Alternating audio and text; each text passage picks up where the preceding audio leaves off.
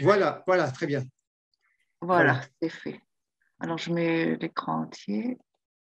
Voilà, comme ça, c'est bon? Parfait. Très bien. Alors, on y va. Donc, je vais vous parler aujourd'hui de Donna Grazia, qui peut-être aujourd'hui est bien connue. Je vais y revenir à partir de quand elle est bien connue et pourquoi. Et peut-être pas tellement bien connue, mais en fait, c'est une figure, je dirais, exaltante de l'histoire juive. Et pendant longtemps, on n'en a jamais entendu parler. Moi-même, j'ai fait des études d'histoire juive et j'en en avais pas entendu parler. Oui. Alors que de son temps, elle était très admirée, elle était très respectée. On l'a appelée la Señora. Enfin, je vous reparlerai de son parcours, évidemment. Et pourtant, ce fut elle qui, 400 ans avant Herzl, Apparemment, ça a commencé. 400, oui, vous m'entendez bien, ça va? OK. 400 ans avant Herzl, a émis l'idée, en fait, de réaliser le projet d'un sionisme politique, on peut dire, c'est-à-dire de donner la terre d'Israël ou une partie de la terre d'Israël afin que ce soit un État pour les Juifs qui étaient persécutés dans le monde. Et il l'était à l'époque, puisque c'était l'époque de l'Inquisition. Et elle, non seulement elle a fait ça, c'est l'apogée de son œuvre, elle a risqué sa vie pour sauver des centaines de Juifs maranes des griffes de l'Inquisition. Elle a dépensé, je vous en parlerai, elle était immensément riche et elle n'a pas épargné son capital pour assister des communautés juives, pour faire des œuvres de bienfaisance, pour créer des institutions juives dans l'Empire ottoman. Ailleurs, ce n'était pas possible. Etc., etc., je vous en parlerai. Elle a affronté des rois, le pape, elle a été l'amie de rois, de dirigeants, etc., qui empruntaient à sa maison, à son affaire, et donc elle avait beaucoup d'ascendants. Et pourquoi n'était-elle pas connue? Alors je vous dis peut-être que quand on parle des précurseurs du sionisme, on parle d'autres gens, mais pas d'elle. Et peut-être que les leaders sionistes, les premiers ou les précurseurs, ignoraient aussi son existence, elle venait du monde séfarade, non pas ashkénaze, et elle était une femme, et peut-être qu'elle ne s'inscrivait pas dans l'idéologie des historiens. Pourtant, elle tranchait sur le stéréotype du juif misérable de diaspora, soumis ou intercesseur, Stadlan, etc. Etc. Et peut-être aussi, ne voulait-il pas renoncer au statut de que pendant 2000 ans, les Juifs n'ont rien fait? Enfin bon, ça je ne sais pas. L'an prochain à Jérusalem, et il voulait peut-être être les premiers à réaliser ce vœu, je dirais Herzl, etc. Et peut-être même avant. Pourtant, on a écrit, donc ceci date de la fin du XXe siècle, on peut dire, plusieurs livres ont été écrits sur elle, de nombreux livres. Je vais vous en donner quelques-uns. Voilà ici en hébreu, Donna Grazia et l'État juif à Tibériade, en Galilée. Ensuite, d'autres en anglais. Et alors, je vous parlerai juste brièvement du livre de Naomi Reagan, que vous connaissez peut-être, qui a écrit d'autres livres. Et elle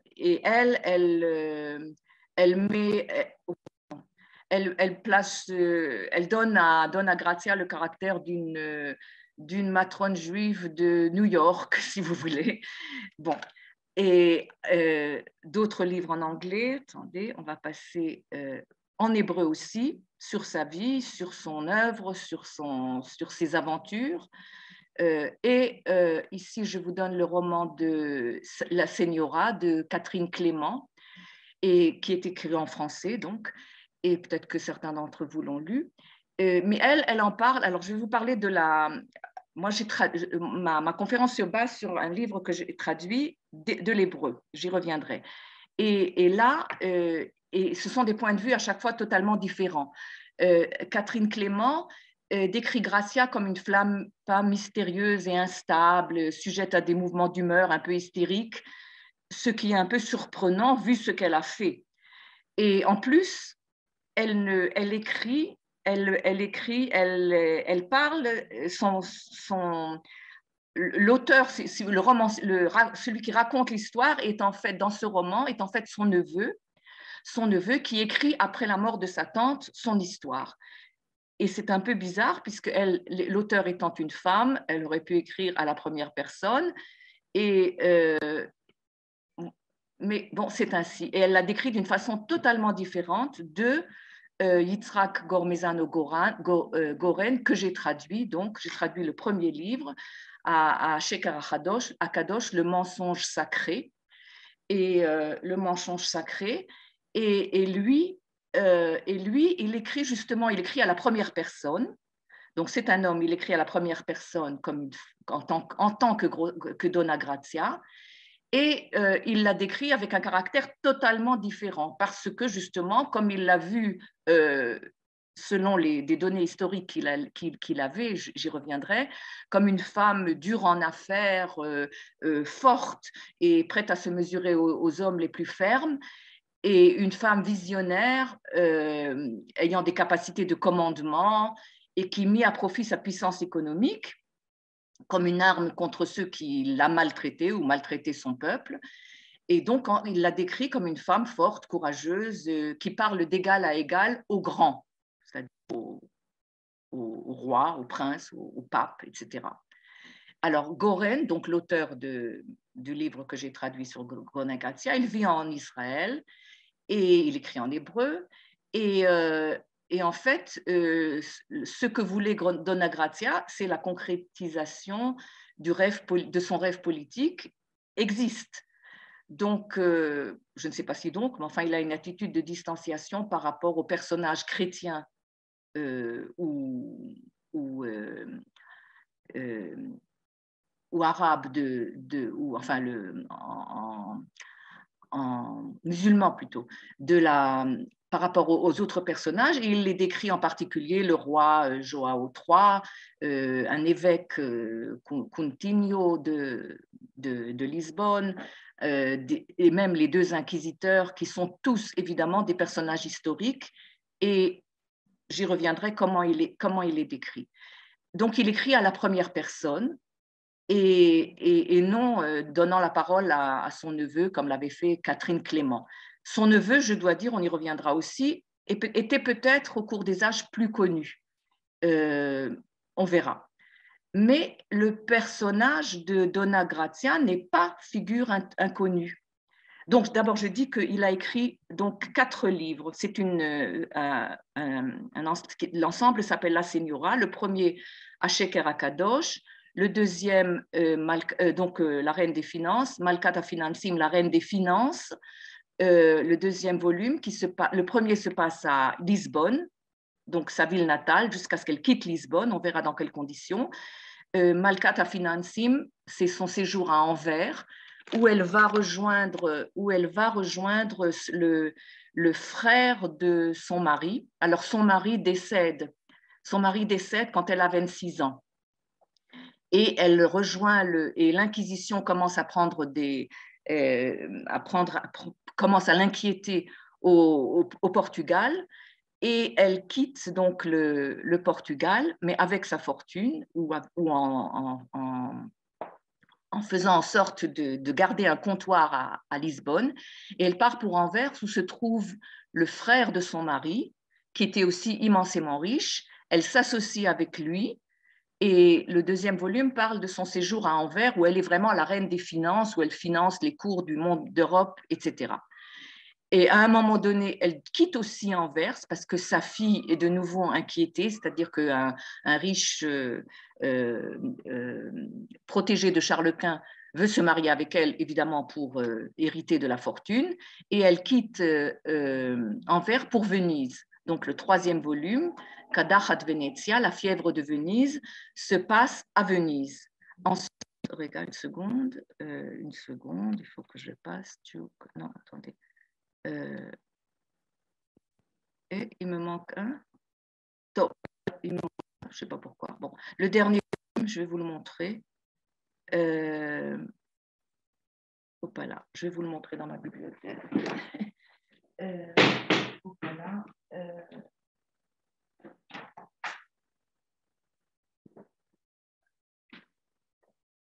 il figure peut-être. Vous le voyez celui-là? Il figure Très peut-être. bien. On le Oui, voit très bien. on le Oui, voit. il figure, Fabienne, il figure à droite de l'écran. Ok, c'est là où j'ai vos, vos visages. Donc le dernier volume, celui-là n'est pas écrit à la première personne puisque il parle de la mort de Donna Grazia, prématurée, et donc il est écrit à la troisième personne. Voilà pour l'auteur, j'y reviendrai, et son optique. Ensuite, Le titre, Malkat Yehudim, on l'indique, la reine des Juifs. La reine des Juifs. La reine des Juifs. Ensuite, attendez, je vais vous mettre comme ça, je verrai aussi tout mon écran moi-même. Voilà. Alors ensuite, voilà. Alors, donc il écrit un roman historique, enfin une épopée, un roman historique. Alors, d'ailleurs, c'était intéressant pour moi. À la fin, il met comment la différence entre un roman historique et une recherche historique. Alors, on sait ce que c'est, mais c'est intéressant qu'il note exactement quoi. Alors, nous avons de Donna Grazia beaucoup de documents qui existent dans toutes les langues.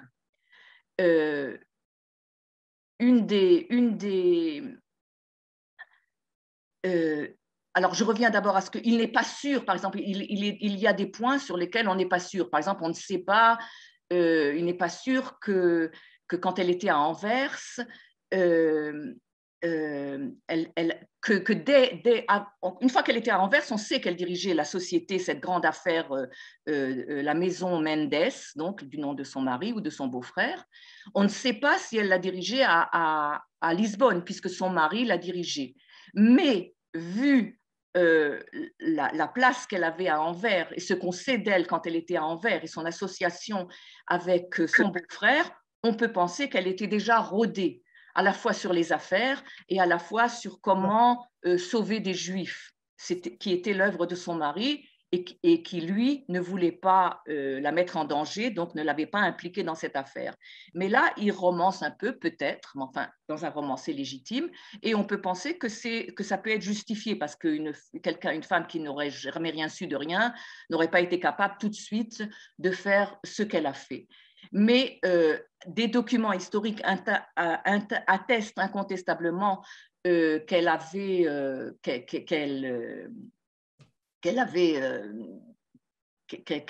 de beaucoup de choses qu'elle avait fait et qu'elle était vraiment la reine des finances. Et on peut dire, qu'est-ce que c'était qu'une femme? Une femme, il y a aussi, c'est la seule femme qui figure dans des documents de l'Empire ottoman. C'est caché. C'est caché. C'est caché? Ah, excusez-moi. Excusez-moi, c'est parler. Robert, tu as un problème là? Et le problème, c'est que je ne peux pas être avec mon ordinateur. Je suis avec celui de Jacqueline et je ne sais pas comment enlever le son. Mais, ah oui, d'accord. Mais là, c'est bon, ça y est. C'est bon. Je viens de le faire, il n'y a pas de problème. Ah, d'accord. Bon, Fabienne, on reprend.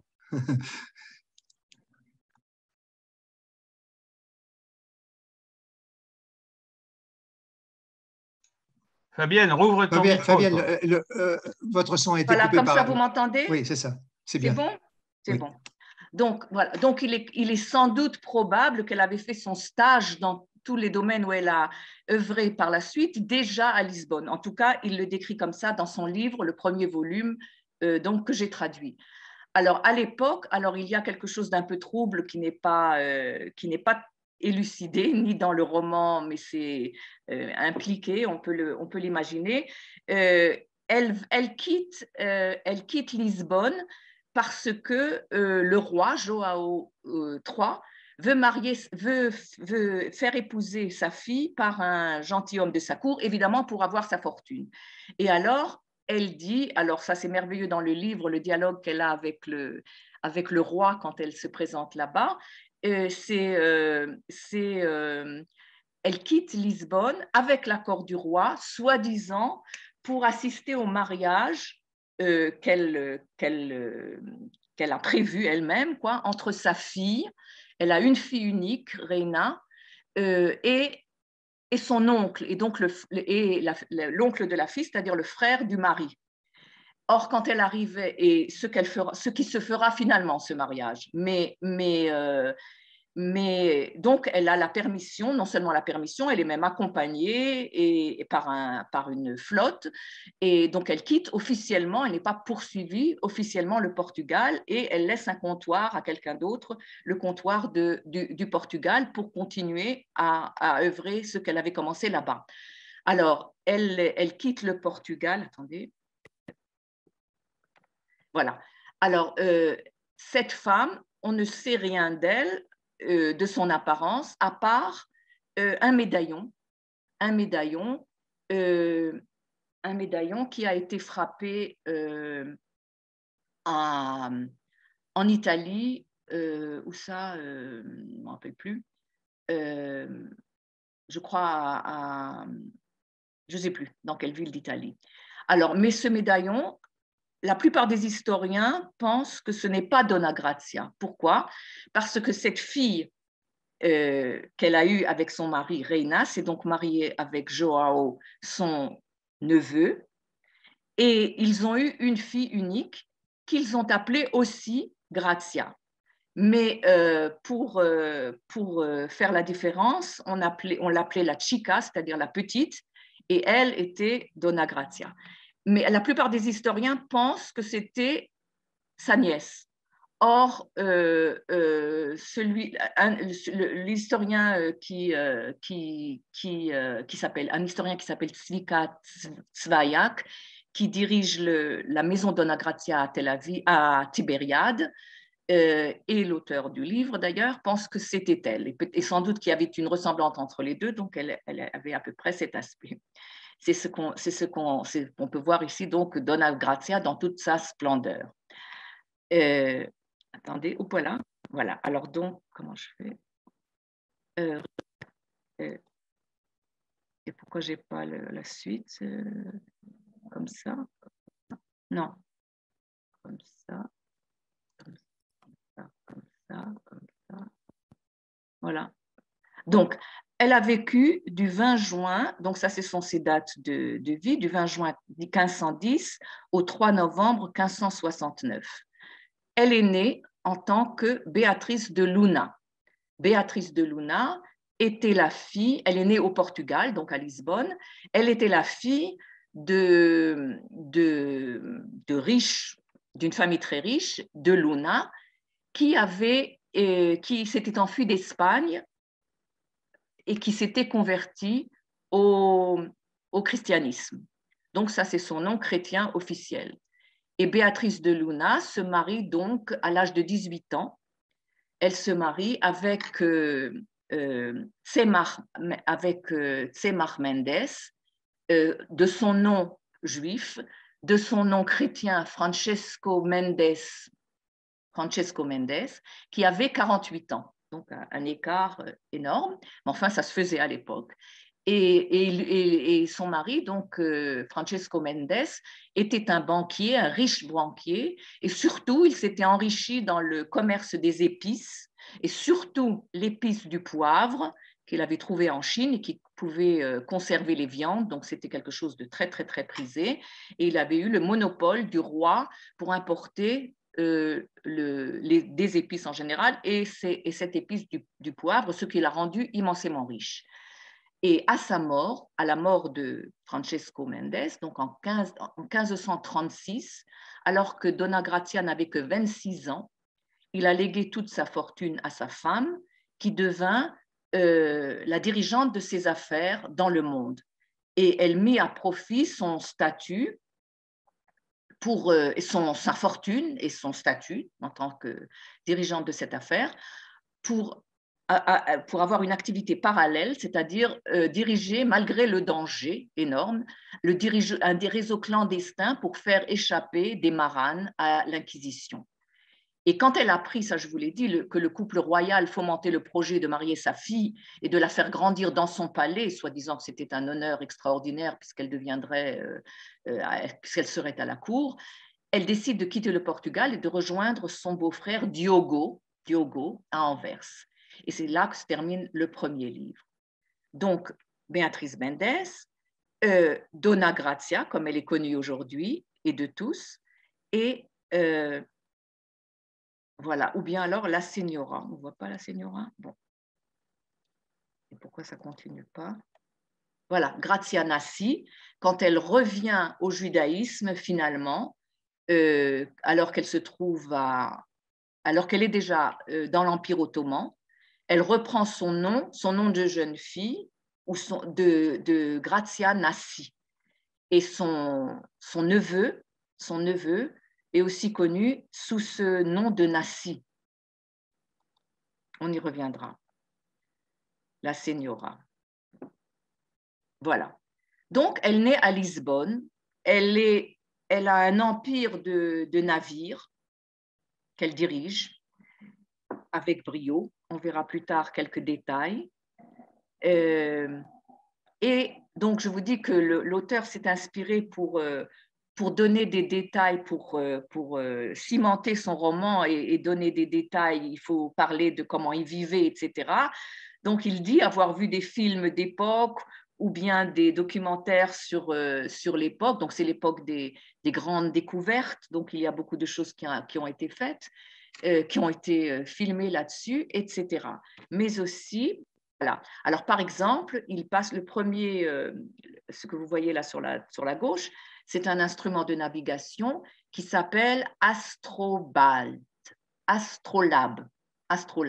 Il fallait qu'il sache, peut-être que vous le connaissez, moi je ne le connaissais pas, il fallait savoir où en était à l'époque la science maritime, qui prenait alors un grand essor évidemment, et comment fonctionnaient les instruments utilisés, comment se servait-on des cartes, puisqu'on en parle dans le livre.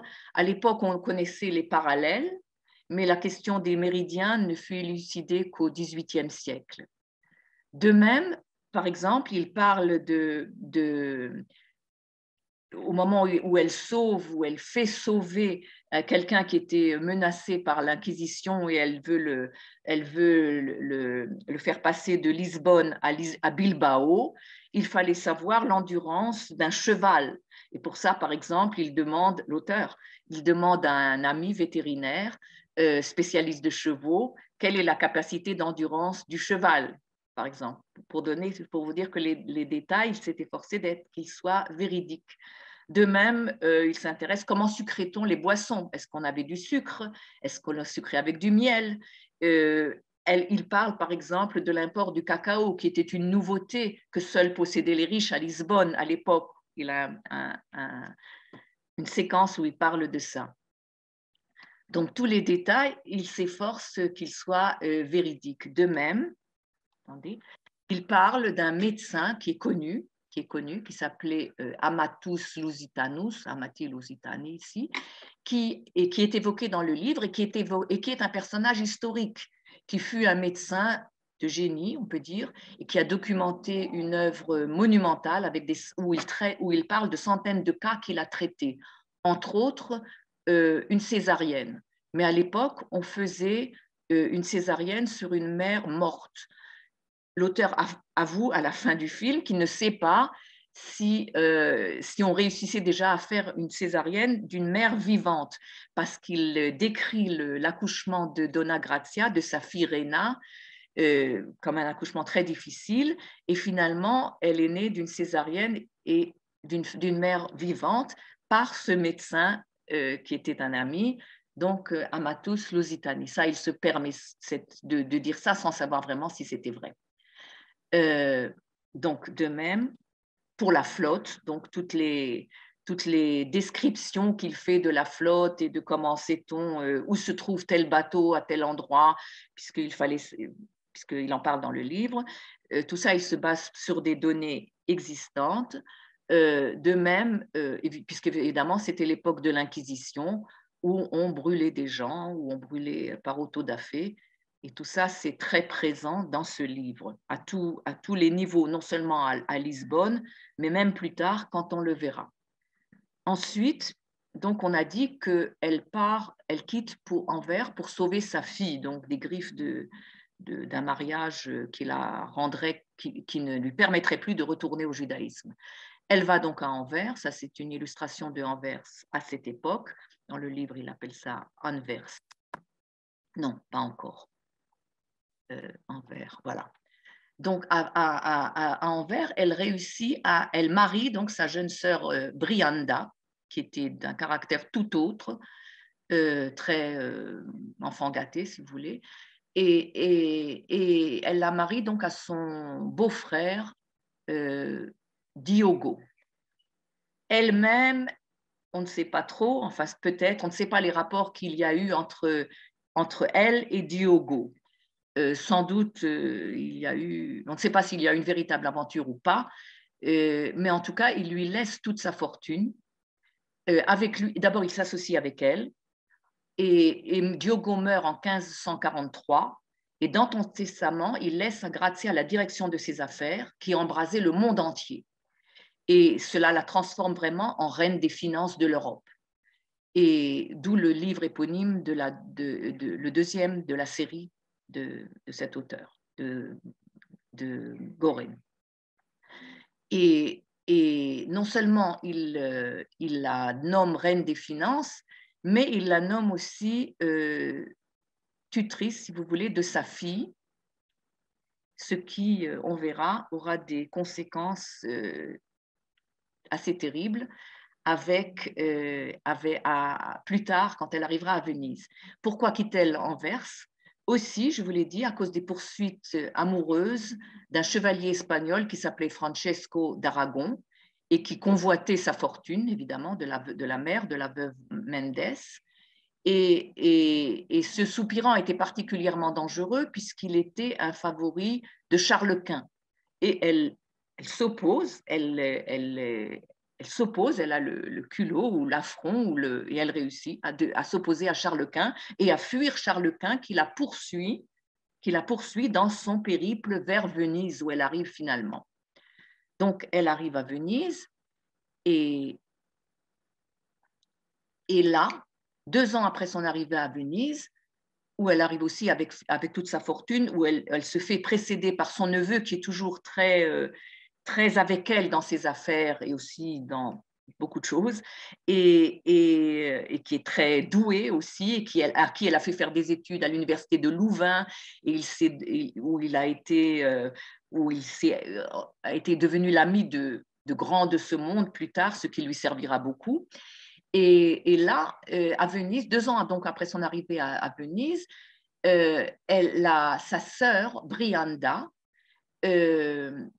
lui reproche, en fait, la dénonce aux autorités, comme quoi elle accomplissait en secret les commandements du judaïsme et qu'elle projetait de passer en Turquie, ce qui était vrai, avec toute sa fortune, pour pouvoir revenir à la religion de ses ancêtres. Pourquoi fait-elle ça? Parce que évidemment, elle n'accepte pas que Donna Grazia, donc sa sœur, soit la tutrice de sa fille. Et donc ça, c'était Venise à l'époque où il n'y avait que la lagune. Et le Sénat vénitien arrête Donna Grazia. Elle est en prison. L'Inquisition à Venise n'est pas ce qu'elle était évidemment ni à Lisbonne ni en Espagne. Et finalement, le salut ne tarde pas à venir d'une source imprévue, ou peut-être pas tellement imprévue, vu les agissements de son neveu, qui est déjà à Istanbul, à Constantinople donc, et le sultan Soliman le Magnifique envoie un ultimatum aux autorités vénitiennes et exige la libération immédiate de Donna Grazia. Et là, elle ne veut pas tout de suite arriver à Lisbonne, mais elle passe par Ferrare, parce que le souverain turc l'a considéré déjà comme un de ses sujets, mais elle refuse de venir en Turquie comme réfugiée avant d'avoir sorti toute sa fortune d'Europe. Et elle part pour le duché de Ferrare, qui à cette époque, après donc 2 ans d'environnement, comme relapse, c'est-à-dire comme nouvelle chrétienne étant revenue au judaïsme, et elle revient parce qu'il était possible là-bas de professer sa profession, sa foi juive, parce que c'était une terre de liberté, un peu comme Anvers, où le judaïsme était toléré, si pas franchement accepté, comme à Amsterdam, Hambourg, Venise ou Venise moins, donc Livourne. Et il y avait là-bas de nombreux judéo-chrétiens. Et de là-bas, voilà. Alors, autre chose qui est assez haut en couleur et à laquelle elle a participé, c'est-à-dire qu'elle s'est alliée. Je ne sais pas si vous savez qu'il y avait des pirates juifs à l'époque qui étaient très actifs et qu'elle a financé et qui attaquaient des bateaux espagnols ou portugais pour se venger des expulsions et des persécutions contre les Juifs. Donc, qui attaquaient les bateaux qui, évidemment, allaient aux Amériques, c'était la voie royale, à tous les sens du mot, des bateaux qui partaient de la péninsule ibérique. Donc, elle s'est alliée et elle a financé beaucoup de choses pour pouvoir sauver des Juifs. À Ferrare aussi, autre chose qu'elle a fait, c'est... attendez, je vais passer à la... Voilà, Ferrare aujourd'hui. À Ferrare à l'époque, quand elle y était, donc, elle a financé de son argent la traduction de la Bible en judéo-espagnol afin que celle-ci devienne le patrimoine des Juifs espagnols. Et c'est la fameuse Bible de Ferrare qui est écrite en judéo-espagnol ou ladino et qui a été éditée par Yom Tov Athias et Abraham Usque en 1552 ou 1553 et qui est destinée, c'est marqué dans l'introduction, aux descendants des Juifs chassés d'Espagne qui auraient trouvé refuge en Italie après de pénibles péripéties et qui avaient perdu l'usage de l'hébreu. Donc, vous voyez que sur la page de couverture, il y a une nef avec un mât, évocation des errances et des difficultés des Juifs qui ont atterri à travers la Toscane, la Vénétie, etc., l'Italie tout entière, pour arriver à Ferrare.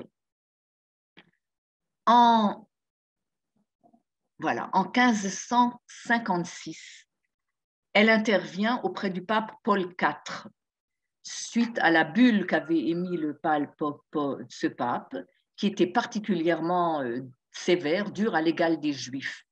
Cette bulle qui s'appelait Cum Nimis Absurdum de 1555, et elle exigeait de lui qu'il libère les Juifs anconnais d'origine ottomane, donc qui avaient un statut d'ottoman, sujet ottoman, et qui refusaient de se faire baptiser. Et ainsi, elle leur sauva la vie. Mais, et ça, ce fut un échec cuisant pour elle, elle ne put sauver 24 maranes qui n'étaient pas sujets ottomans et qui étaient accusés de judaïser et qui furent brûlés à Ancône. Alors, sa réaction a été très dure et très nette.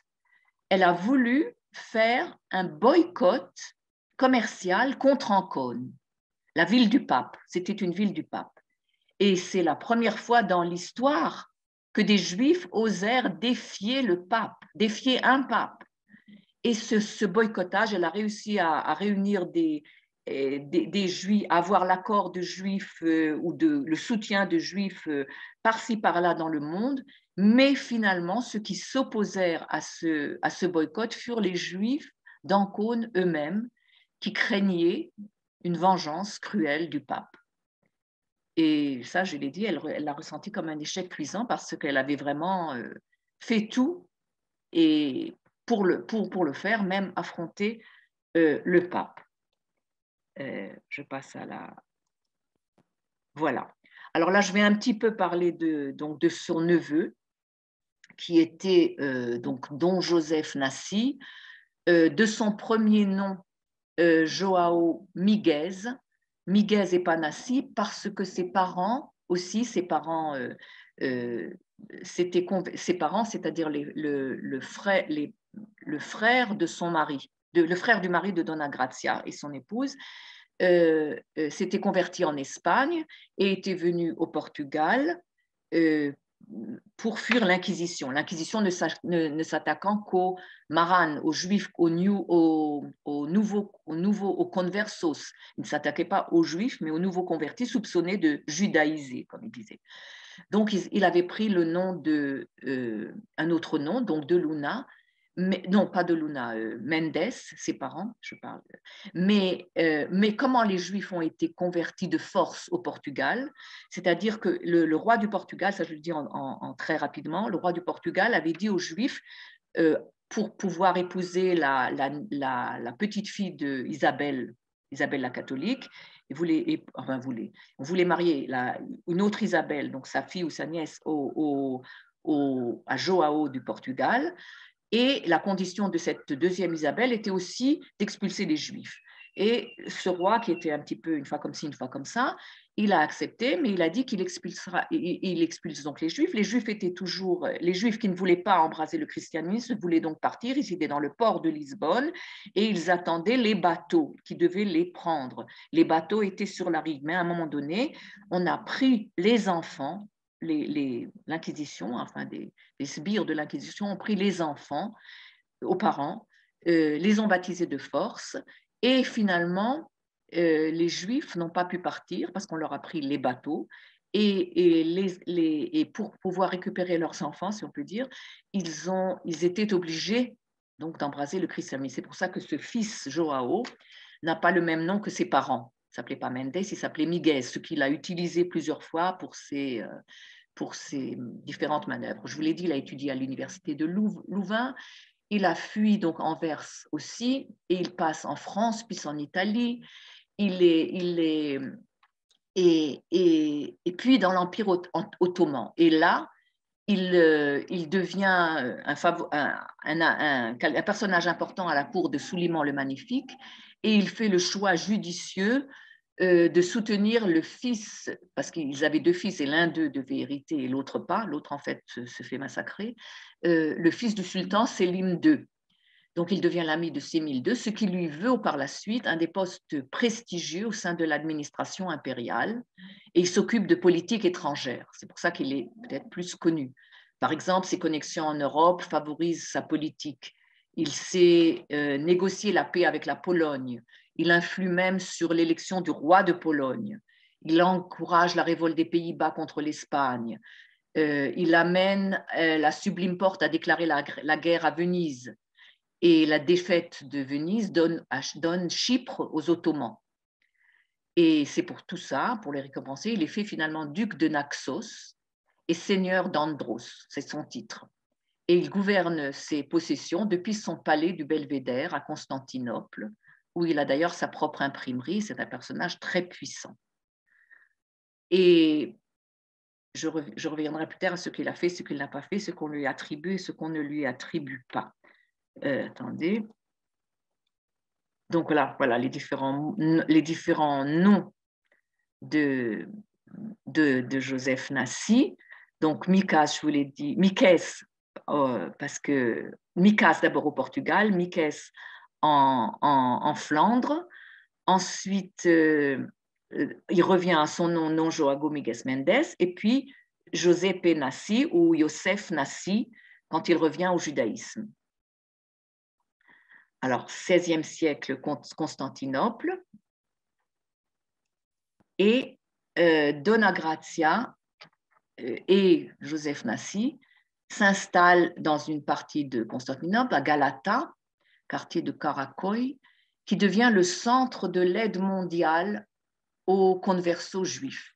Mais, donc je vous ai dit qu'elle ne voulait pas venir à Constantinople avant d'avoir fait passer sa fortune, et quand elle entre finalement à Constantinople, c'est à la tête d'un convoi de chars et elle y est accueillie comme une reine.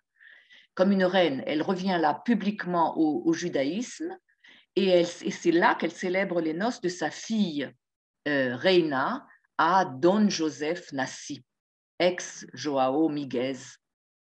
Et elle empêche ainsi, c'était son but, la pénétration d'un élément étranger dans sa famille afin que la fortune ne lui échappe pas. Ce qui, on le verra, n'aura pas lieu quand même. Et elle devient aussi une familière, surtout de l'épouse du sultan, qu'elle arrive à convaincre pour, on verra, ce qu'elle fera de Constantinople. Attendez.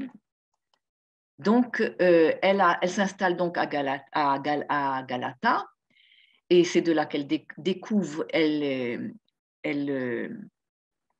c'est de là qu'elle continue son activité pour aider les conversos en but aux persécutions, pour développer ses activités commerciales et pour jouer un rôle diplomatique de dimension internationale au service du sultan. Elle encourage aussi à, je ne suis pas encore à cette diapo, mais je ne veux pas m'embarrasser à reprendre l'autre alors. Et elle construit, elle développe aussi beaucoup d'activités pour encourager la culture juive. Elle fait bâtir des synagogues à Constantinople, des yeshivot, des bibliothèques, et elle incite son neveu à soutenir des érudits talmudistes et notamment à instaurer une yeshiva qui est fondée par un illustre rabbin dont on connaît les responsables et qui s'appelle Joseph Ibn Leib. Et elle fonde une imprimerie hébraïque, ce qui n'exista d'ailleurs que peu de temps. Et elle avait le projet d'aider, ça c'est noté, je cite, d'aider ses compatriotes dans la tâche de récupération des croyances ancestrales tombées en désuétude, voire dans l'oubli. Et elle s'engagea fermement dans la production de livres juifs, les rendant accessibles à la majorité des membres de la communauté par leur prix et leur langue. Mais le point culminant de son œuvre, si vous voulez, c'est la création d'un centre politique, je reviens précurtrice d'Herzl, à Tibériade. Alors, elle demande au sultan, comme le fera plus tard Herzl, une charte pour la Palestine, qu'elle sait ne pas obtenir. Il lui refuse Jérusalem. Alors, elle demande Tibériade comme solution. Et elle veut créer un centre politique à Tibériade qui soit reconnu donc par les puissances, par la puissance, l'Empire ottoman. Et elle commence, et déjà, avec l'aide du sultan, elle commence à reconstruire, elle obtient Tibériade et 7 villages aux alentours, et elle commence à reconstruire ces villes abandonnées afin que des réfugiés puissent s'y installer, s'ils le souhaitent. Et son projet, c'est de faire de Tibériade un nouveau foyer majeur de peuplement, de négoce et de formation juive, mais son entreprise prend fin avec sa mort. Soudaine, à l'âge de 59 ans, elle meurt en 1569, ce qu'elle a fait, construction de murailles à Tibériade, des murailles qui ont 1200 mètres de long, et cette construction ce qu'elle fit s'acheva en 1565. Elle commença aussi à planter des arbres fruitiers, des fraisiers pour cultiver la soie.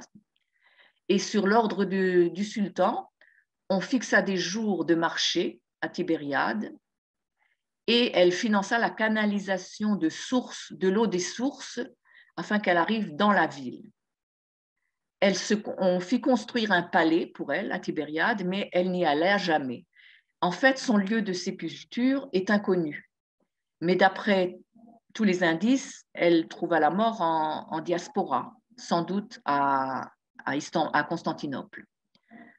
Comme Moïse, elle ne put entrer en terre promise et voir Tibériade reconstruite et peuplée de Juifs. Mais le dernier livre donc de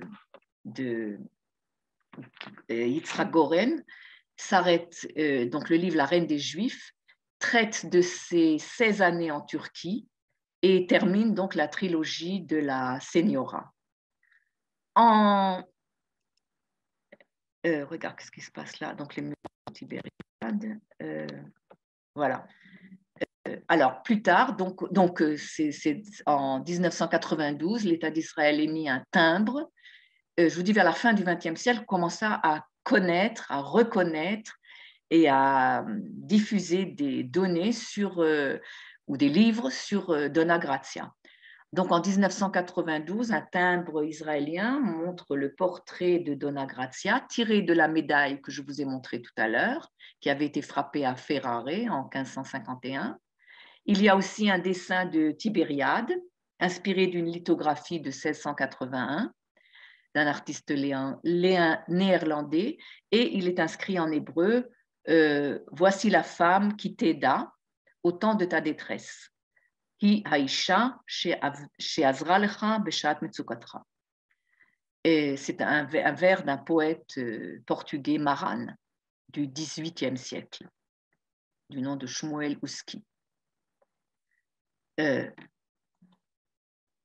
Une autre borne à Tibériade qui rend hommage à Dona Grazia. Dona Grazia, elle est Hananassi, la fille d'une fille de marins juifs qui ont été expulsés d'Espagne et du Portugal.